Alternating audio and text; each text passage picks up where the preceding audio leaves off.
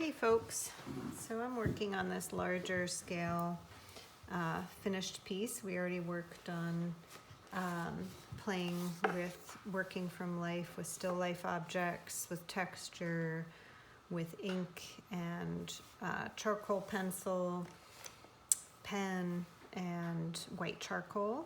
And then I am asking you to find an image to kind of land on that is a challenge for you. And I chose to do a hand because I have a good model right here, always. So it's nice to draw hands for a challenge.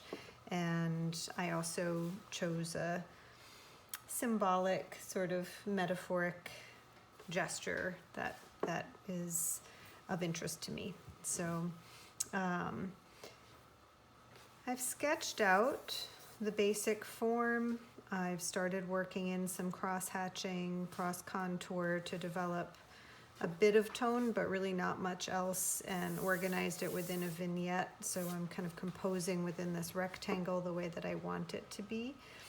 And I'm going to use the white charcoal pencil next to just work on top of this gray paper, which I am finding that this pencil is a little waxier and less soft than I wish it was. And that when I was playing around with it, working on top of areas that already had been worked on with the vine charcoal, as I demonstrated in the first one, it seemed even more difficult to sort of get the charcoal to lay down on this paper. So I thought maybe I'd just start with this on here. You may have a different experience when you work, but I'm just gonna work here, beginning to lay down some of my lights and noticing how that affects, once again,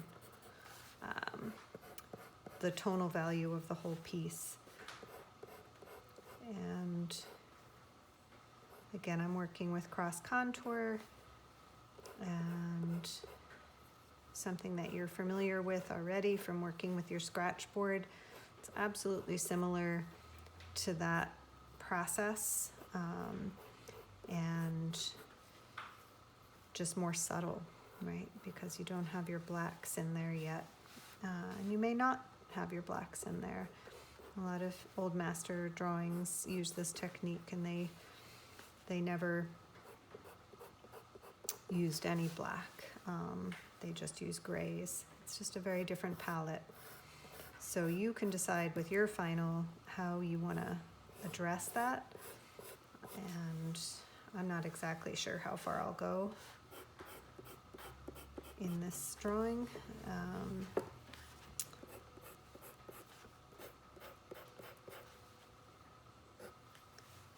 Using darks or whites, so we shall see.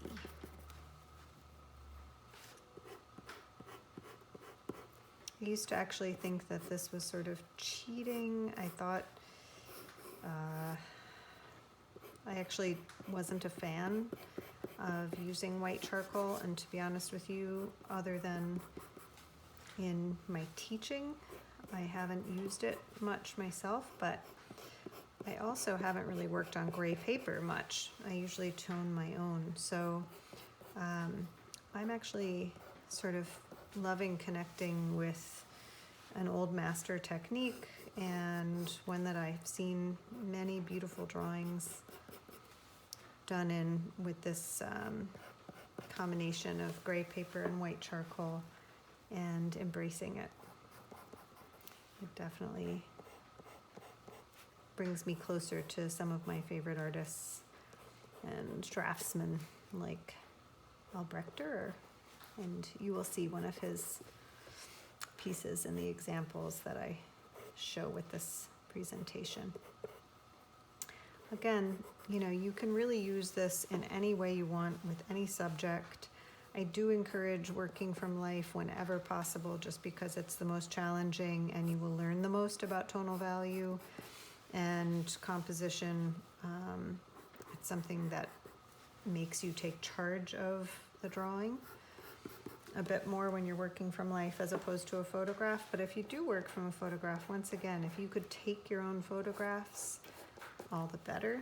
Or you can combine some photographs that you take and working from life, however you want to process things. And we'll talk more about that too in upcoming projects, dealing with resources. Okay, so you kind of see how I'm just building this up.